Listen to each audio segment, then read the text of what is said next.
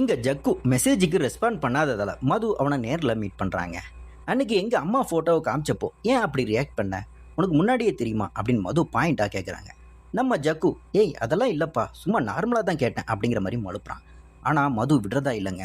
அவனோட கையை பிடிச்சிட்டு உன் கூட இருக்கும்போது ரொம்ப நாள் தெரிஞ்ச மாதிரி ஒரு கனெக்ஷன் ஃபீல் ஆகுது அப்படின்னு சொன்னதுமே ஜக்கு பதறி போய் கையை எடுத்துட்டு அங்கேருந்து கிளம்பி ஓடிடுறாங்க.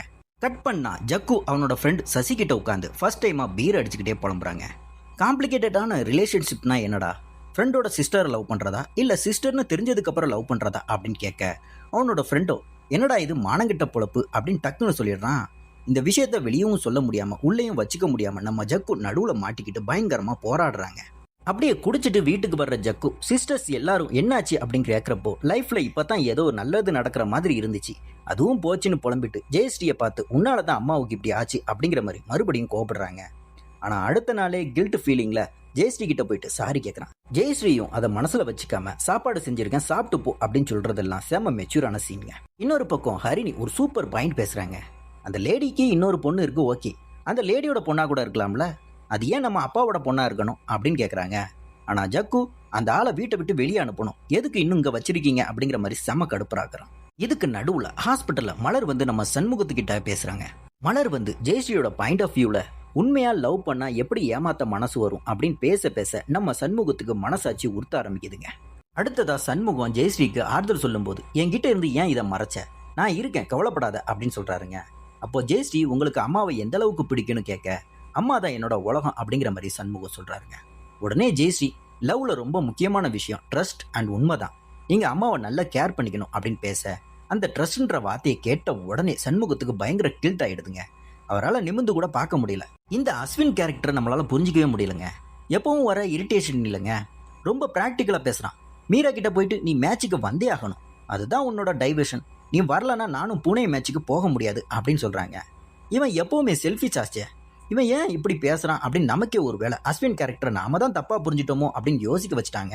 இதெல்லாம் தாண்டி ஒரு க்யூட்டான விஷயம்னா நம்ம சித்தார்த்தாங்க. கோவிலுக்கு போயிட்டு விபூதி கொண்டு வந்து அவங்க அம்மாவுக்கு வைக்கிறான், அதுவும் ஹரிணியோட அம்மாவுக்கு. ஆனால் அப்போ அங்கே அவனோட போலீஸ் அப்பா என்ட்ரி கொடுத்து நீங்கள் ரொம்ப க்ளோஸா, இந்த பொண்ணோட அக்காவுக்கு தானே நீ வேலை வாங்கி தந்த அப்படின்னு சென்ஸ் பண்ணி பேசுகிற சீன் சூப்பருங்க. ஆனால் ஒரே ஒரு விஷயம் தாங்க இடிக்குது, நம்ம சித்தார்த் ஹரிணி மாதிரி மிமிக்ரி பண்ணி பேசுகிறதே கொஞ்சம் ஓவர் தான். அதை வச்சு அவங்க அப்பா வாய்ஸை மேட்ச் பண்ணி இதுதான் அந்த பொண்ணுன்னு கண்டுபிடிக்கிறதெல்லாம் ரொம்ப ஓவர் லாஜிக் மீறலுங்க.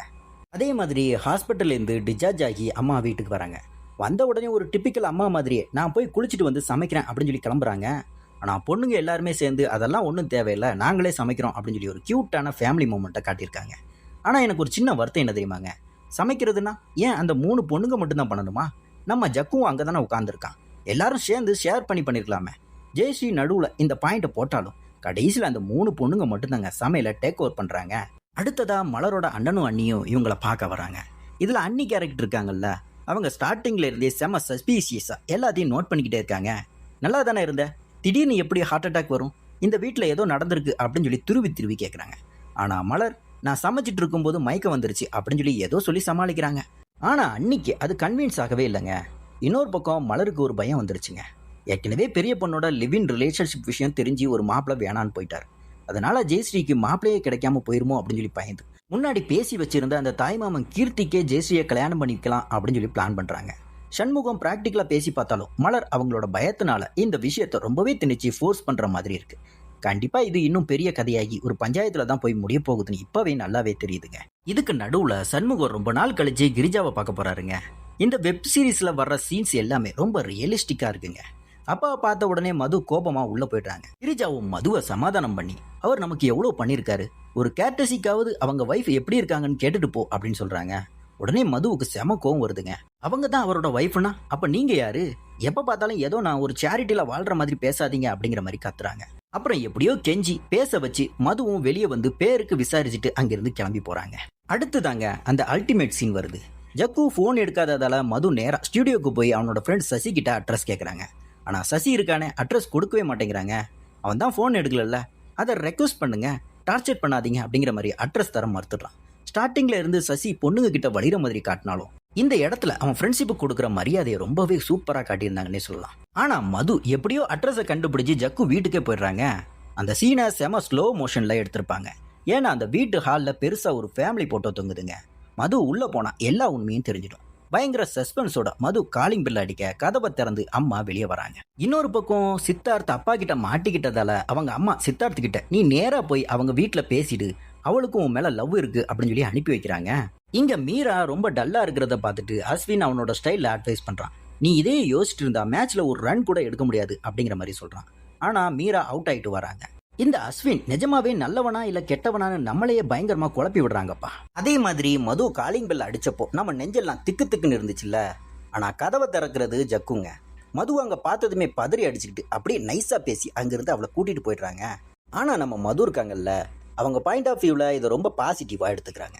உங்க அம்மா கிட்ட என்ன யாருன்னு சொல்றதுக்கு தயங்குறியா அப்படின்னு நினைச்சிட்டு அவங்களும் அங்கிருந்து கிளம்புறாங்க. தப்பிச்சண்டா ஜக்கு அப்படின்னு நம்ம நினைச்சா வீட்டுக்குள்ள அடுத்த பூகம்பம் வெடிக்க ஆரம்பிக்குது. அடுத்ததா அம்மா மலர் இருக்காங்கல்ல, அவங்க நேரா ஜெயஸ்ரீ கிட்ட போயிட்டு அந்த தாய் மாமன் பையன் கீர்த்தியை கல்யாணம் பண்ணிக்க சொல்லி பேசுறாங்க. ஜெயஸ்ரீ ரொம்ப ஓப்பனாவே எனக்கு இந்த வாரம் சுத்தமா பிடிக்கல, நான் இப்போதைக்கு கல்யாணத்துக்கு ரெடியாவே இல்லை, அவன் இன்னும் ஸ்கூல் கூட முடிக்கல, ஏன் இப்படி என்னை எமோஷனல் பிளாக்மெயில் பண்ணி டார்ச்சர் பண்றீங்க அப்படிங்கிற மாதிரி எவ்வளவோ சொல்லி பார்க்குறாங்க. எனக்கு கொஞ்சம் டைம் வேணும் அப்படிங்கிற மாதிரி கேட்குறாங்க. ஆனால் அவங்க அம்மா ரொம்ப பிடிவாதமா பழசெல்லாம் முடிஞ்சு போச்சு, நீ இதை பண்ணித்தான் ஆகணும் அப்படிங்கிற மாதிரி பயங்கரமாக புஷ் பண்ணுறாங்க.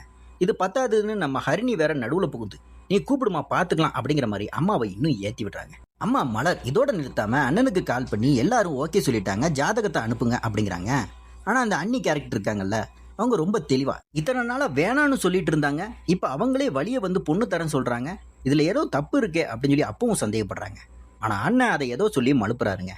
கடைசியா அந்த சஸ்பென்ஸ் கேரக்டர் கீர்த்தியை இந்த வாரம் காட்டிட்டாங்க. அவர் ரொம்ப நல்ல பையனா இருப்பான் போல தெரியுதுங்க. ஏற்கனவே ஜெயஸ்ரீ போட்டாவை பார்த்துட்டு பயங்கரமா ஃபீல் பண்ணிட்டு இருக்கான். உண்மை தெரியும் போது இவன் கண்டிப்பா புரிஞ்சுப்பாங்க. ஆனா அந்த அண்ணி தான் ஏதோ பெரிய பிரச்சனை பண்ண போறாங்க அப்படிங்கிற மாதிரி தோணுது. எப்படி பார்த்தாலும் நம்ம பிரியன் அண்ட் ஜெயஸ்ரீ தான் பெர்ஃபெக்ட் மேட்ச்னு தோணுதுங்க.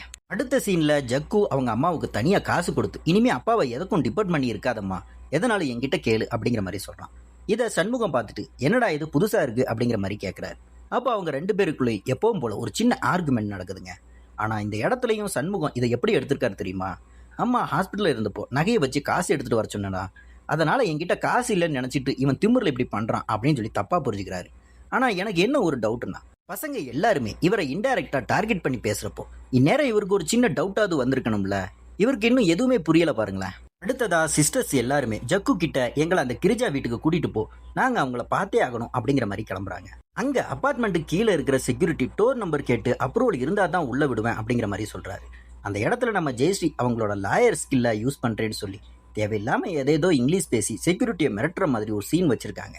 அந்த செக்யூரிட்டியும் பயந்து போய் கதவு நம்பரை சொல்லி அனுப்பி விடுறாருங்க. அதே மாதிரி கிரிஜாவை பார்க்க போன பசங்களுக்கு செம ஏமாற்றுறாங்க. ஏன்னா வீடு பூட்டி இருக்கு. சரி அவங்க எப்படி இருந்தாலும் இந்த வழியாக தானே வரணும் அப்படின்னு சொல்லி பசங்க எல்லாருமே கீழே வெயிட் பண்ணிக்கிட்டு இருக்காங்க. ஆனால் அங்கே தாங்க ஒரு ட்விஸ்ட் கொடுக்குறாங்க. நம்ம கிரிஜாவும் சண்முகமும் மலரோட ஹார்ட் ப்ராப்ளத்துக்காக ஒரு ஆயுர்வேத டாக்டரை பார்த்து பேசி மருந்தெல்லாம் வாங்கிட்டு வராங்க. சண்முகம் கிரிஜாவை அங்கே கொண்டு வந்து ட்ராப் பண்ணிட்டு போறத தூரத்தில் இருந்து பார்க்குற பசங்க எல்லாருமே செமையா சாக்காயிடுறாங்க. அடுத்ததா சண்முகம் வீட்டுக்கு வந்து அந்த ஆயுர்வேத மருந்து கொடுக்கும்போது நம்ம ஜக்கு சும்மா இல்லாம கேள்விக்கு மேல கேள்வியா கேட்டு டார்ச்சர் பண்றாங்க.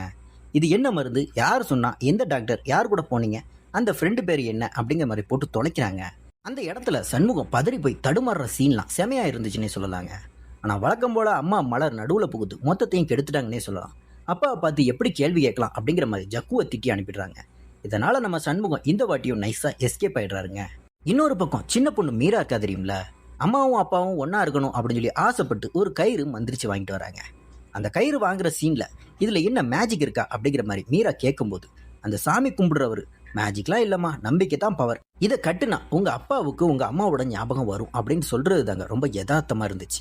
மீராவும் சண்முகம் கையில அதை கட்டி இந்த கயிறை பார்க்கும் போதெல்லாம் உங்களுக்கு அம்மாவோட ஞாபகம் வரணும் அப்படின்னு அவரோட மைண்ட்ல அதை அப்படியே பதிய வைக்கிற சீன்லாம் செம எமோஷனல். அடுத்ததா ஜெயஸ்ரீயோட கல்யாண பேச்சு வருதுங்க. மலர்கிட்ட உன் அண்ணனுக்கு ஜெயஸ்ரீயோட பழைய லிவிங் விஷயம் தெரியுமா அப்படிங்கிற மாதிரி கேட்க மலர் இல்லைங்கிறாங்க. உடனே சண்முகம் அது தெரியாமலே இருக்கட்டும், அதை பத்தி பெருசா பேச வேண்ட மாதிரி சொல்றாருங்க. இதுக்கு நடுவுல ஜெயஸ்ரீ பிரியனை நேரில் மீட் பண்ணி பேசுற சீன் ரொம்ப கியூட்டா இருந்துச்சுங்க. ரெண்டு பேருக்குள்ளேயும் அந்த லவ் தாட்ஸ்லாம் இல்லாம ஒரு நல்ல ஃப்ரெண்ட்ஸா பேசிக்கிறாங்க. ஜெயஸ்ரீ அவங்களோட சூழ்நிலையை சொல்லி எனக்கு இப்போதைக்கு கல்யாணத்தில் இன்ட்ரெஸ்ட் இல்லை, நான் மாமா கிட்ட எல்லாத்தையும் ஓப்பனாக சொல்ல போகிறேன், யாரையும் ஏமாற்ற முடியாது அப்படிங்கிற மாதிரி சொல்கிறாங்க. அப்போ நம்ம பிரியன் ஒரு சூப்பர் பாயிண்ட் பேசுகிறாருங்க. நீங்கள் எடுத்த உடனே எல்லாத்தையும் சொல்லணும்னு அவசியம் இல்லைங்க.